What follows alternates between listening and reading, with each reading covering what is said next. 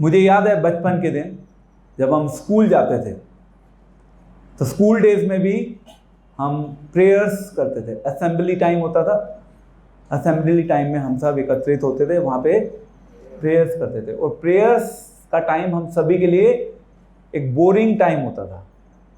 हमें अच्छा नहीं लगता था प्रेयर्स करना। जनरली हम सब लोगों को प्रेयर्स में रुचि नहीं होती थी जब हम स्टूडेंट थे। तो उसका एक सबसे बड़ा कारण ये है कि हमें प्रेयर्स तो करवाई जाती थी, बट प्रेयर्स क्यों करनी है इसके बारे में कभी किसी ने नहीं बताया। एंड इनफैक्ट कई संस्कृत प्रेयर्स तो ऐसी भी होती थी जिसमें हमें उन प्रेयर्स का मीनिंग ही नहीं पता होता था। तो प्रेयर्स क्यों करनी है, प्रेयर्स किसको करनी है, प्रेयर्स कैसे करनी है, इसके विज्ञान के बारे में हमें नहीं बताया जाता था। इस वजह से जनरली प्रेयर्स में हमारा इंटरेस्ट जो था वो नहीं था। तो प्रार्थना का सरल शब्दों में जो अर्थ है वो है कि हम जब किसी से सहायता के लिए विनम्र निवेदन करते हैं। सहायता कोई भी हायर अथॉरिटी होती है। हायर अथॉरिटी हमारे जीवन में भगवान हो सकते हैं, भगवान के शुद्ध भक्त हो सकते हैं, और इनफैक्ट किसी कंपनी में आपके बॉस भी हो सकते हैं जिनसे आप कई बार प्रार्थना करते हैं। तो जिससे भी आप हेल्प चाहते हैं उससे आप कई बार प्रार्थना करते हैं, या हम किसी को धन्यवाद करने के लिए प्रार्थना करते हैं। लेट्स से किसी व्यक्ति ने हमारे जीवन में हमें बहुत कुछ दिया, या भगवान ने अगर हमारे जीवन में बहुत कुछ दिया। भगवान तो हमेशा समय समय पर हमें कुछ ना कुछ देते रहते हैं, ये भगवान का गुण है। भगवान हमेशा देने के लिए तैयार रहते हैं। और जब भी भगवान हमें अपने जीवन में हमें कुछ देते हैं तो हमें क्या करना चाहिए, भगवान का धन्यवाद करना चाहिए। तो प्रार्थना के माध्यम से हम भगवान का धन्यवाद करते हैं। तो प्रार्थना का हमारे जीवन में एक बहुत महत्वपूर्ण रोल है। प्रार्थना को जो नवदा भक्ति है, नवदा भक्ति में 9 अंग, अभी हम ये भजन गा रहे थे उसमें आया था, लास्ट में क्या था, श्रवण कीर्तन स्मरण पाद सेवनम स्मरण वंदनम। तो जो प्रार्थना है, यानी कि प्रार्थना मीन्स वंदनम, भगवान की वंदना करना, भगवान का गुणगान करना।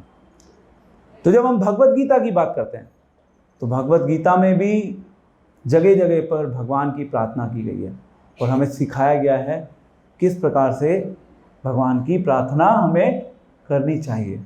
जब हम चैप्टर 11 की बात करते हैं, चैप्टर 11 का नाम है विश्व रूप, विराट रूप। जब भगवान ने अर्जुन को विराट रूप दिखाया उस समय अर्जुन भगवान से कॉन्टिन्यूसली प्रेयर्स कर रहे थे। वैसे तो पूरी भगवत गीता में जगह जगह आपको प्रेयर्स मिल जाएंगी, बट जब आप चैप्टर 11 देखेंगे, चैप्टर 11 में स्पेसिफिकली प्रेयर्स हैं जो अर्जुन कर रहे हैं भगवान से, क्योंकि भगवान ने अपना विराट रूप दिखा दिया। और जब भगवान ने विराट रूप दिखाया तो अब अर्जुन को पूर्ण रूप से कन्विंस हो गए अर्जुन कि वो स्वयं भगवान है। अर्जुन उन भगवान को एक मित्र के रूप में ट्रीट कर रहे थे, बट उन्हें ये नहीं पता था कि ये भगवान कृष्णा स्वयं भगवान है। तो अलग अलग प्रार्थनाएं हैं भगवत गीता में। भगवत गीता के अलावा श्रीमद् भागवतम, श्रीमद् भागवतम एक ऐसा ग्रंथ है, भागवत पुराण भी हम उसको बोलते हैं। उसमें भी जो हमारे महाजन हैं, भगवान के जो शुद्ध भक्त हैं, वो जगह जगह भगवान की प्रार्थना कर रहे हैं। सो प्रार्थना कैसे करनी है, जब हम श्रीमद् भगवत गीता का सही ढंग से अध्ययन करते हैं, भागवतम का अध्ययन करते हैं, तब हमें प्रार्थना करने की कला हमें पता चलती है कि कैसे प्रार्थना होगी। अदरवाइज हम अपने मन से बचपन से कुछ ना कुछ प्रार्थना तो करते ही रहते हैं भगवान से, और जनरली हमारी प्रार्थना होती है कि ये भगवान हमें ये दे दो, वो दे दो। हम हमेशा अपने ऊपर केंद्रित होकर हम भगवान से प्रार्थनाएं करते हैं। हम कभी ये नहीं सोचते कि भगवान हमसे क्या चाहते हैं। हम अपनी इच्छाएं भगवान के सामने व्यक्त करते हैं अपनी प्रार्थना के द्वारा, परंतु भगवान की इच्छा के अनुसार हम भगवान से प्रार्थना नहीं करते। तो जब हम भगवान से प्रार्थना करते हैं तो भगवान से प्रार्थना करना मीन्स हम भगवान के साथ अपना व्यक्तिगत संबंध स्थापित करते हैं। व्यक्तिगत संबंध जो होता है वो बहुत क्लोज होता है, और हम सब भगवान के साथ संबंध बनाने के लिए आए हैं। एक संबंध होता है ऑफिशियल संबंध। ऑफिशियली हम सब ठीक है भगवान के अंश हैं, भगवान हम सब के हृदय में परमात्मा के रूप में हैं। ये केवल एक ऑफिशियल इंफॉर्मेशन है, बट हमें व्यक्तिगत संबंध स्थापित करना है। और अगर हम अपने जीवन में व्यक्तिगत संबंध स्थापित करना चाहते हैं, उसके लिए हमें भगवान से प्रार्थनाएं करनी होंगी। और जब हम प्रार्थना करेंगे तो हमारा संबंध अपने आप धीरे धीरे स्ट्रांग होता चला जाएगा। ठीक है, तो लेट अस सी भगवद गीता का ये श्लोक है एक, उसके बाद हम आगे डिस्कस करेंगे। भगवद गीता में चैप्टर 11 टेक्स्ट 44, आप मेरे साथ इसको रिपीट कीजिएगा। तस्मात् प्रणमय प्रणिधाय कायाम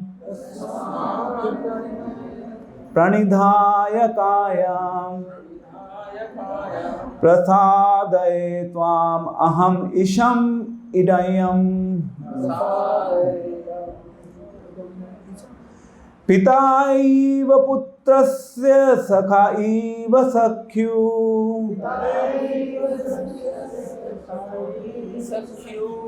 प्रिया प्रिया हर्षि देव सोडम।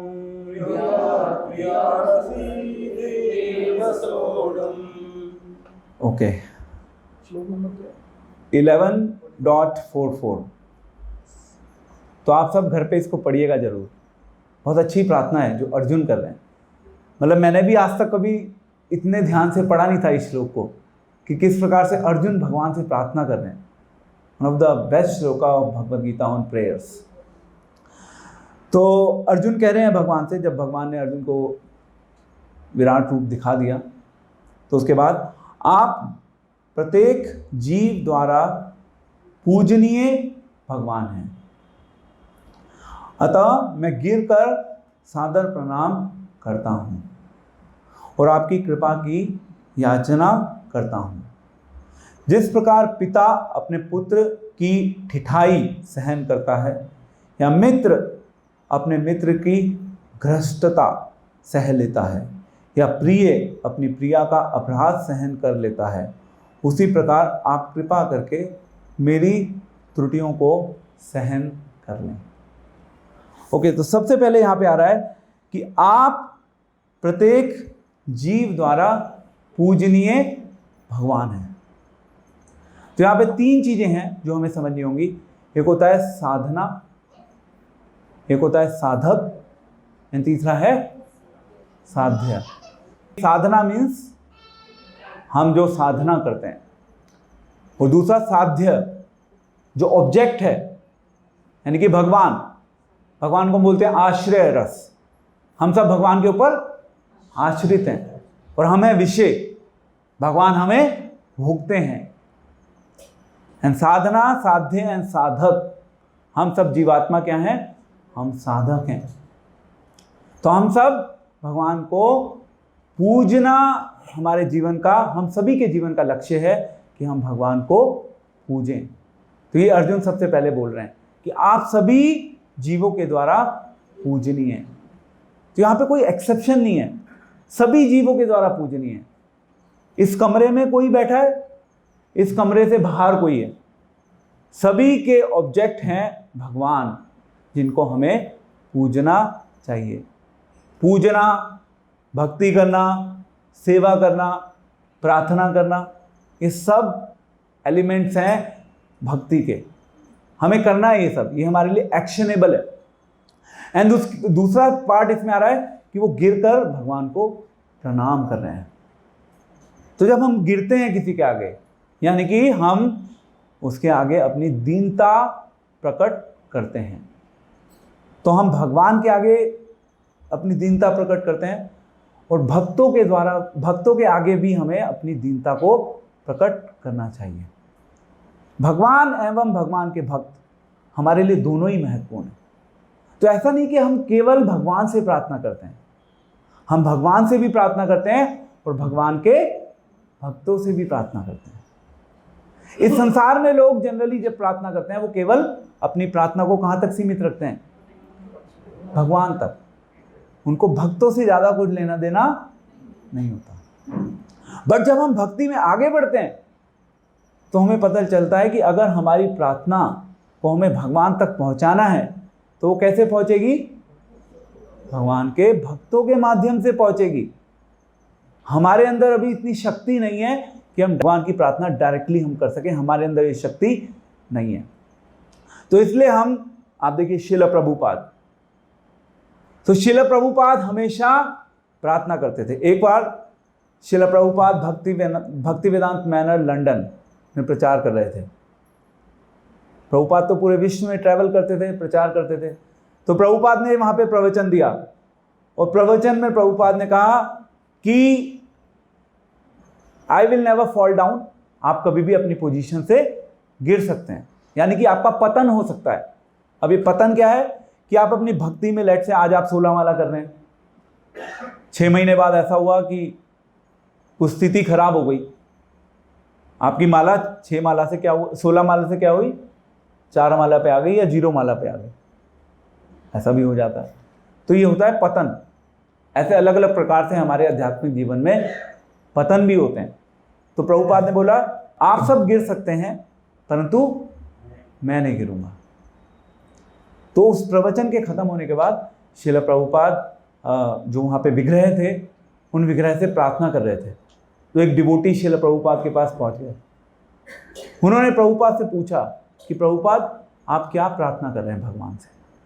तो प्रभुपाद ने कहा कि मैं भगवान से प्रार्थना कर रहा हूँ कि मेरा पतन कभी ना हो।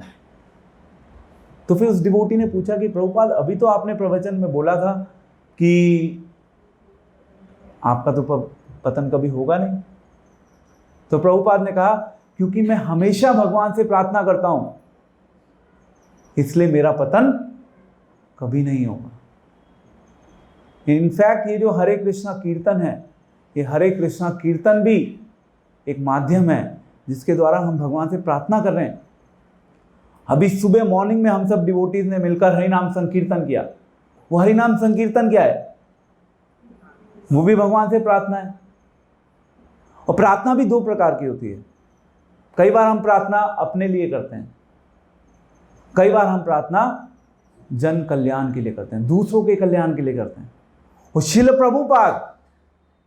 प्रभुपाद जैसे जो आचार्य होते हैं वो केवल इस संसार के लोगों के लिए प्रार्थना करते हैं।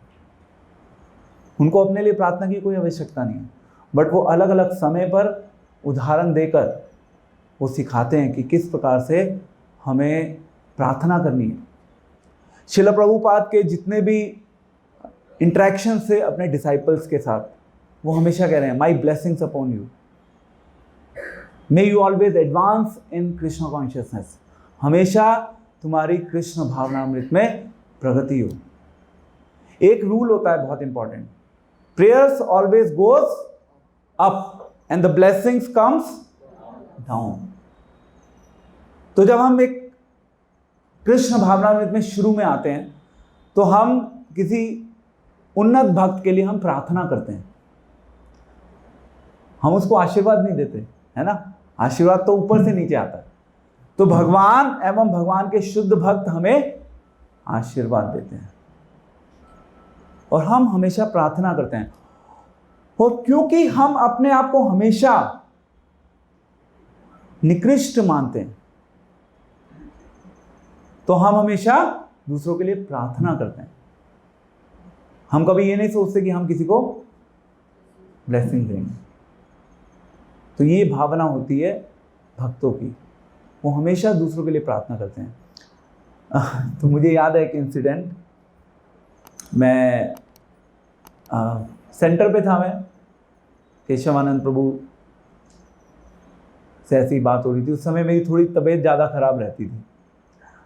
तो मैंने प्रभु जी से पूछा, मैंने इनफैक्ट बोला प्रभु जी को कि प्रभु जी आप मेरे लिए प्रार्थना कीजिए। तो प्रभु जी का ये आंसर था, प्रभु जी ने कहा कि मैं तो सभी के लिए प्रार्थना कर रहा हूँ। तो ये होता है विजन एक शुद्ध भक्त का। शुद्ध भक्त अपने लिए भगवान से प्रार्थना नहीं करता। शुद्ध भक्त हमेशा दूसरों के कल्याण के लिए, दूसरों की प्रगति के लिए भगवान से प्रार्थना करता है। तो हमें आना चाहिए कि प्रार्थना कैसे की जाती है, क्योंकि ये भक्ति का एक बहुत महत्वपूर्ण अंग है। तो हमारे जितने भी अलग अलग शुद्ध भक्त हुए हैं भगवान की लीलाओं से जुड़े हुए, या श्रीमद् भागवतम में जितनी भी अलग अलग कथाएं हैं, तो फॉर एग्जाम्पल जब हम श्रवणम की बात करते हैं, परीक्षित महाराज ने अपने जीवन को परफेक्ट किया कैसे? श्रवण करके। एंड सुखदेव गोस्वामी ने अपने जीवन को परफेक्ट किया कैसे? कीर्तन करके। उन्होंने भागवत कथा की, गुणगान किया भगवान का। तो वहाँ पे रेफरेंस है, जब हम वंदनम की बात करते हैं तो वंदनम में किसने अपने जीवन को भगवान से प्रार्थना करके अपने जीवन को परफेक्ट किया? Example, I mean they can be multiple examples, but one example सबने करा। ये ध्रुव महाराज ने भी किया, प्रहलाद महाराज ने भी किया, द्रौपदी ने भी किया, कुंती महारानी ने भी किया, सभी ने किया। यस, स्पेसिफिक एग्जाम्पल जो हमारे शास्त्रों में बताया गया है वो है अक्रूर जी का। तो जब अक्रूर जी मथुरा से वृंदावन जा रहे थे, मथुरा से वृंदावन जाते हुए अक्रूर जी भगवान का चिंतन कर रहे थे, भगवान से प्रार्थना कर रहे थे। वो वापसी में जब वो आ रहे थे भगवान के साथ, तो उनको भगवान के दर्शन हो गए। तो प्रार्थनाओं के द्वारा उन्होंने अपने जीवन को परफेक्ट कर लिया। तो हम भक्ति के जो 9 अंग हैं, किसी भी एक अंग में अगर हम निपुणता हासिल कर लें तो हम अपनी स्पिरिचुअल लाइफ को परफेक्ट कर सकते हैं, किसी भी एक अंग में। पर हमारा इस कलयुग में हमारा दिमाग केवल एक अंग के ऊपर स्थिर नहीं होता, या हमारा मन जो है वो बड़ा भटकता रहता है। इसलिए श्रील प्रभुपाद ने ये जो प्रोग्राम दिया है, हरे कृष्ण आंदोलन, श्रील प्रभुपाद ने एक पूरा पैकेज दिया है। वहां पे श्रवण भी है, कीर्तन भी है, विष्णु स्मरणम भी है, अर्चनम भी है, वंदनम भी है, दास्यम साख्यम आत्मनिवेदनम। प्रभुपाद ने एक पूरा पैकेज हमारे लिए ऐसा प्लान किया, उसमें सब कुछ है। ठीक है, अगर आपका श्रवण में मन नहीं कर रहा, कीर्तन कर लो। कीर्तन में मन नहीं लगता तो फिर वंदनम कर लो, प्रार्थना कर लो। अलग अलग ऑप्शंस हैं आपके पास, तो डाइवर्सिटी है बहुत ज़्यादा। आप ये मत सोचिए कि केवल श्रवण एंड कीर्तन है। श्रवण एंड कीर्तन जो है हमारी आध्यात्मिक जर्नी के 2 मुख्य अंग हैं, पर श्रवण एंड कीर्तन के अलावा और भी चीज़ें हैं, बट हम मोस्टली फोकस करते हैं श्रवण एंड कीर्तन पे। आप जब इस कार्यक्रम में आते हैं तो यहाँ पे क्या होता है? श्रवण एंड कीर्तन। आप सुनते हैं, आप बोलते हैं, ये 2 चीज़ें मोस्ट इंपॉर्टेंट है। वो कलयुग के लिए मोस्ट इंपॉर्टेंट ये 2 चीज़ें हैं। और जब हम श्रवण एंड कीर्तन सही ढंग से करेंगे तब फिर हमारा धीरे धीरे वंदनम, हम प्रार्थना भी भगवान से सही ढंग से कर सकेंगे। बट यदि हम श्रवण एंड कीर्तन सही ढंग से नहीं करेंगे तो हमारी प्रार्थनाएं भी सही ढंग से नहीं निकलेंगी। तो मैंने बताया था ना, जनरली हम जब भगवान से प्रार्थना करते हैं तो हम भगवान से प्रार्थना अपनी इच्छाओं की पूर्ति के लिए करते हैं। जनरली जब तक हम अपने आप को शुद्ध भक्ति के स्तर पर नहीं लेके जाते तो क्या होता है, तब तक हम अपनी प्रार्थनाएं अपने लिए सोचते हैं। We think about our self. तो इसको बोलते हैं सेल्फिश जोन से हमें सेल्फलेस जोन तक आना है। हमारी जर्नी सेल्फिश जोन तक अटक जाती है, वहीं पे रह जाती है और हम उससे बाहर नहीं निकल पाते। बट कृष्णा कॉन्शियसनेस का जो प्रोसेस है, कृष्णा कॉन्शियसनेस के इस प्रोसेस में ये गारंटीड है कि आप इस सेल्फिश जोन से सेल्फलेस जोन की ओर अग्रसर हो सकते हैं और आप इसका अनुभव अपने जीवन में कर सकते हैं। और हम सभी को इस चीज़ का अनुभव करना है अगर हम इसी जीवन में अपनी लाइफ को परफेक्ट करना चाहते हैं। तो अब हम बात करेंगे श्रीमद् भागवतम की, बहुत ब्रीफली। श्रीमद् भागवतम में जैसा कि अभी डिवोटीज ने बताया, प्रहलाद महाराज से नरसिंहदेव भगवान इतने प्रसन्न हो गए। नरसिंहदेव भगवान ने बोला कि जो मांगना है तुम्हें मांगो। नरसिंहदेव भगवान ने ऑफर कर दिया, ओपन ऑफर। प्रहलाद महाराज ने कहा कि क्या कर रहे हो भगवान, इसलिए थोड़ा ना मैंने आपकी भक्ति करी। प्रहलाद महाराज ने उनके ऑफर को रिजेक्ट कर दिया। फिर भी जब नरसिंहदेव भगवान ने बार बार पुश किया तो फिर क्या मांगा था प्रहलाद महाराज ने? उन्होंने अपने पिताजी का कल्याण, हिरण्यकशिपु का कल्याण। ये होते हैं शुद्ध भक्त। सब कुछ, सारी ऑप्शंस अवेलेबल थी उनके पास, बट उन्होंने उसको रिजेक्ट कर दिया। देन दूसरी तरफ थे ध्रुव महाराज। अगर हम ध्रुव महाराज के जीवन को देखें तो ध्रुव महाराज के जीवन में क्या था? वो तो भगवान की प्रार्थना या भगवान की भक्ति करने इसी उद्देश्य से गए थे कि मेरे को ब्रह्मा जी से भी बड़ा साम्राज्य मिल जाए। वो इस अभिलाषा से उन्होंने भक्ति करनी शुरू की थी। बट जब उन्हें भगवान के दर्शन हुए तो उन्हें अपने ऊपर घृणा हो रही थी कि मैं भगवान से क्या मांगने लगा। और फिर उन्होंने उस चीज को भी रिजेक्ट कर दिया। भगवान तो देने के लिए तैयार थे। ऐसे ही अलग अलग डिवोटीज ने अलग अलग समय पर भगवान से प्रार्थना करी श्रीमद् भागवतम में। एक थे वृत्रासुर, अध्याय 6 में उनका वर्णन आता है।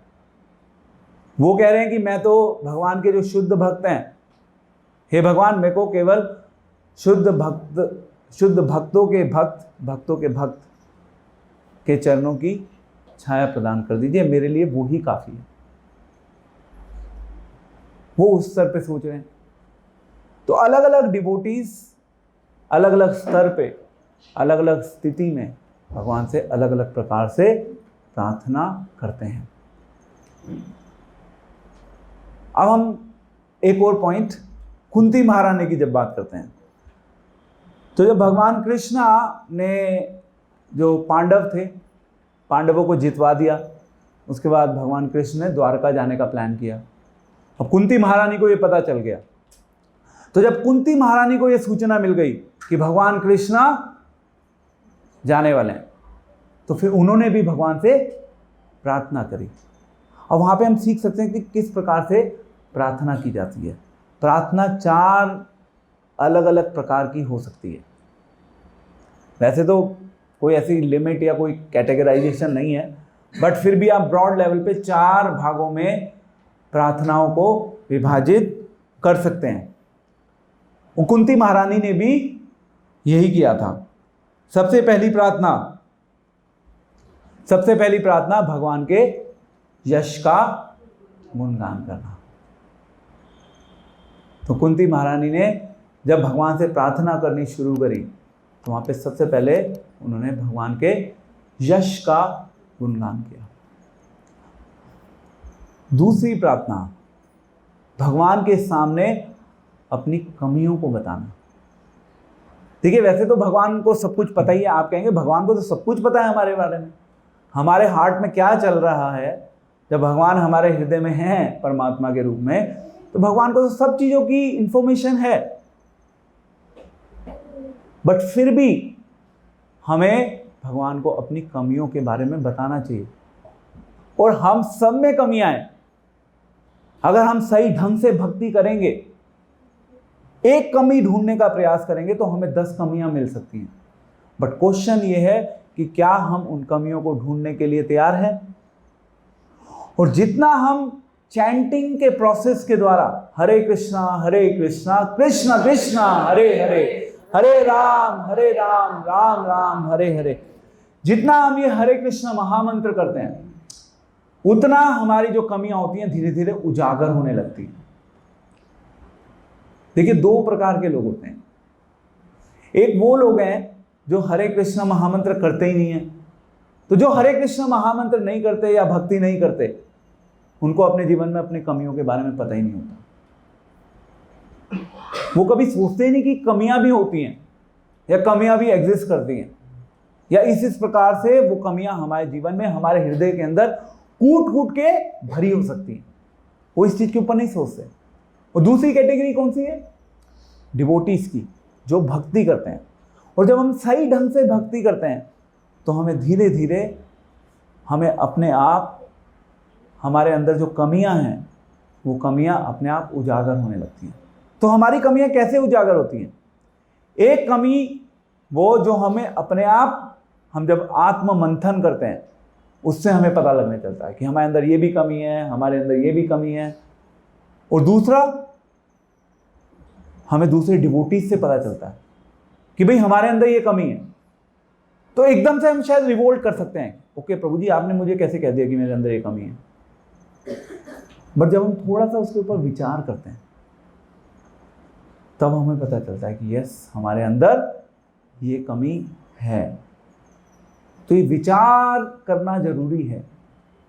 इमीडिएटली शायद हमें वो चीज डाइजेस्ट ना हो, बट जब हम थोड़ा सा सोचेंगे तो हमें पता चलेगा कि यस, हमारे अंदर कमियां हैं। तो अपनी कमियों को भगवान के समक्ष रखिए। इनफैक्ट ये जो हरे कृष्ण महामंत्र है, तब भी हम भगवान से अपने हृदय को रिवील करते हैं। भगवान, मेरा जो हृदय है वो भरा हुआ है अलग अलग प्रकार के कलेशों से, अलग अलग प्रकार के दोषों से। ये दोष हैं मेरे अंदर, इनको निकालने में, इनको दूर करने में मेरी सहायता कीजिए। अब तीसरा पार्ट है थैंक्स, भगवान का धन्यवाद देना। भगवान का धन्यवाद किस चीज के लिए देना है? ओके, आप सोच सकते हैं कि भगवान ने मेरे जीवन में ये दिया, वो दिया, बहुत पैसा दिया, बहुत अच्छा परिवार दिया, इसके लिए मैं भगवान का धन्यवाद करता हूँ।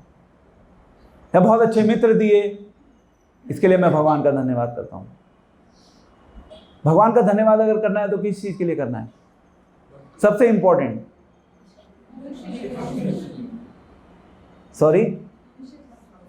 मनुष्य जीवन मिला है। हाँ, दिस इज गुड। देखिए, अलग अलग स्तर पे अलग अलग इसके आंसर्स हो सकते हैं, बट मोस्ट इंपॉर्टेंट है कि हमें भक्तों का संग मिल गया। ये सबसे बड़ी आध्यात्मिक जीवन, या मतलब हम सभी के लिए सबसे बड़ी उपलब्धि है कि हमें वैष्णवों का संग मिल गया है। और इस चीज़ के लिए हम भगवान का धन्यवाद, हम मतलब there is no way to complete the thanks.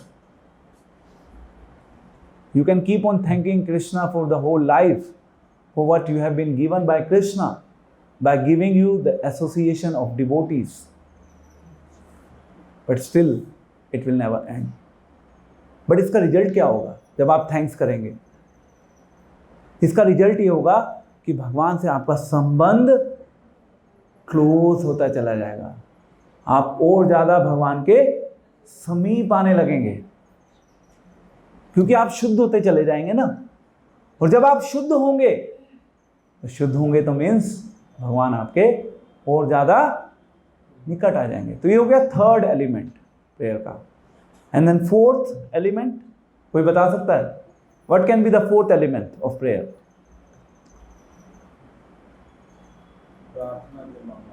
Sorry, हाँ नहीं, कोई प्रेयर का चौथा हिस्सा, मैंने 3 बनाया ना। भक्ति देना, ओके फाइन, मैंने डिवीजन बताया ना। यस, प्रभु जी ने सही पॉइंट पकड़ा। अब हम भगवान से याचना करते हैं, मांगते तो हैं पर अपने लिए नहीं मांगते। हम कहते हैं कि हे भगवान, मेरे जीवन में मुझे शुद्ध भक्ति प्रदान करें। तो ये कुंती महारानी ने भगवान से प्रार्थना करी, तो उन्होंने लास्ट में जो प्रार्थना करी उसमें उन्होंने बोला कि हे भगवान, मेरे जीवन में ये जो भौतिक बंधन है, इन भौतिक बंधनों को काट दीजिए और मेरे मन को पूर्ण रूप से अपने ऊपर केंद्रित कर दीजिए। बहुत इंपॉर्टेंट प्रेयर है। देखिए, कई बार हम जब डिवोटीज से कहते हैं कि आप प्रोग्राम्स में आइए, कहते हैं कि मेरे घर में मैं बहुत बिजी हूँ। ये जितना भी ये बिजी होने का प्रोग्राम है ना, ये क्या है? ये भौतिक बंधन है। प्रिसाइजली यही है भौतिक बंधन। और इस भौतिक बंधन को काटना है, और जिसने इस भौतिक बंधन को काट लिया वो अपने जीवन में सफल हो जाएगा। अब क्वेश्चन ये है कि क्या हम अपने आप इन भौतिक बंधनों को काट सकते हैं? हम अपने आप इन भौतिक बंधनों को नहीं काट सकते। हम इन भौतिक बंधनों को काटने के लिए भगवान की कृपा के ऊपर आश्रित हैं। हमारे अंदर शक्ति नहीं है, बट हम क्या कर सकते हैं? भगवान से कृपा की याचना कर सकते हैं। अब यहाँ पे अगर आप देखें तो अर्जुन क्या कर रहा है? उन्होंने सबसे पहले प्रणाम किया, प्रणाम के बाद वो कह रहे हैं कि मैं कृपा की याचना करता हूँ। और फिर वो कह रहे हैं कि फिर उन्होंने 3 एग्जाम्पल दिए अर्जुन ने। पिता एवं पुत्र के बीच का उदाहरण उन्होंने दिया। जो बच्चे होते हैं, बच्चे बदमाशियां करते रहते हैं, बट फिर भी पिता अपने बच्चे की बदमाशी को प्रेम के वश में सहन करते रहते हैं। दूसरा एग्जाम्पल यहां पे दिया 2 मित्रों का। मित्रों के बीच में भी आपस में क्या चलता रहता है? खींचातानी चलती रहती है, लड़ाइयां होती रहती हैं, बट फिर भी एक मित्र दूसरे मित्र को सहन करता है। और तीसरा यहां पे पॉइंट दिया lover and beloved, husband and wife, boyfriend and girlfriend. वहां पे भी चलता रहता है कुछ ना कुछ। बहुत ज्यादा फैमिलियरिटी भी होती है, तो उस फैमिलियरिटी को टॉलरेट करते हैं। बहुत इंपॉर्टेंट है ये।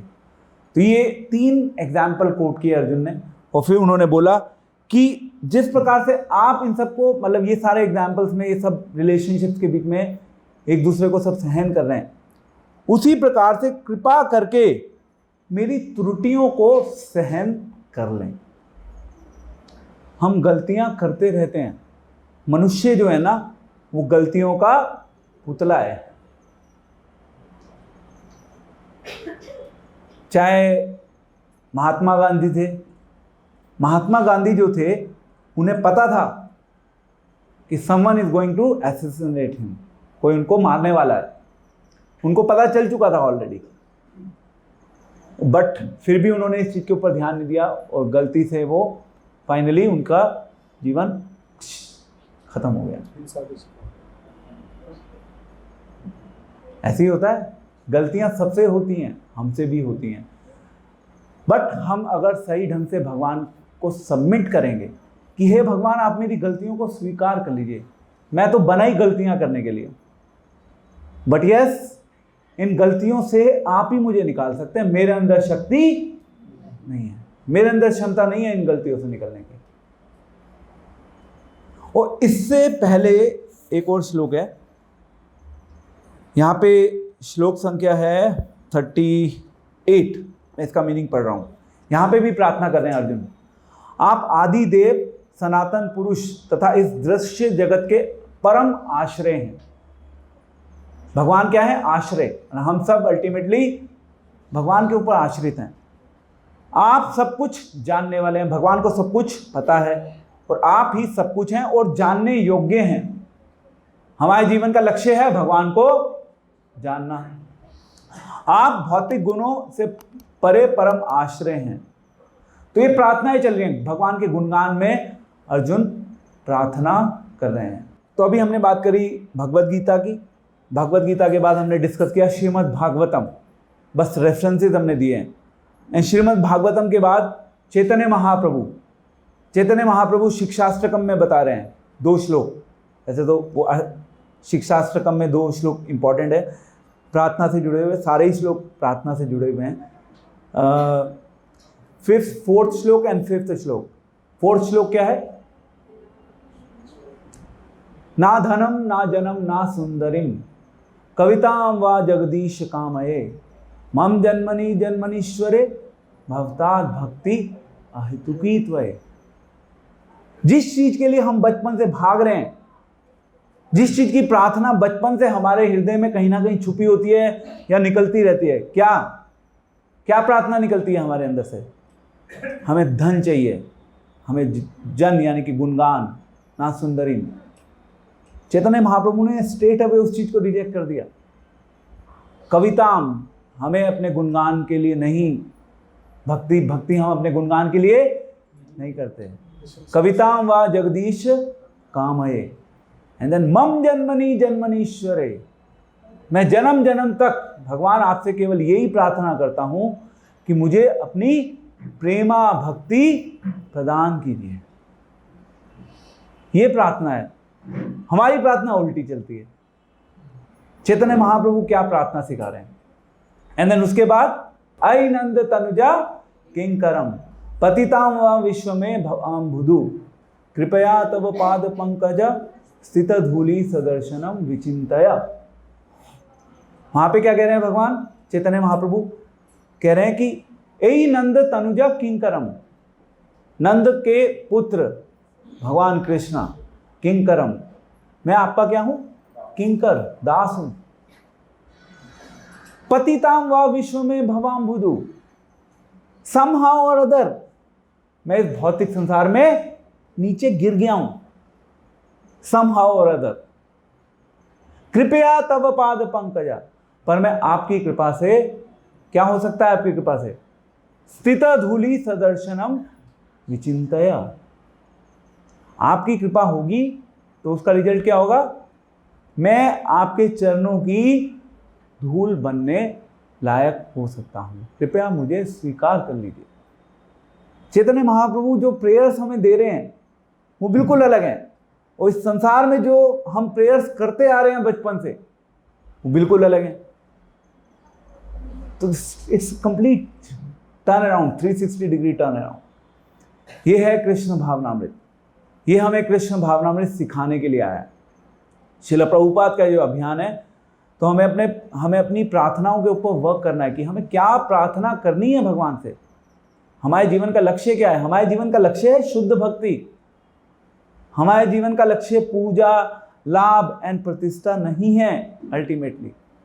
और ये बार बार हमें अपने आप को सुनाना चाहिए, बार बार we have to think about it, कि पूजा, लाभ, प्रतिष्ठा, इसमें तो हमने पता नहीं कितने जन्म निकाल दिए।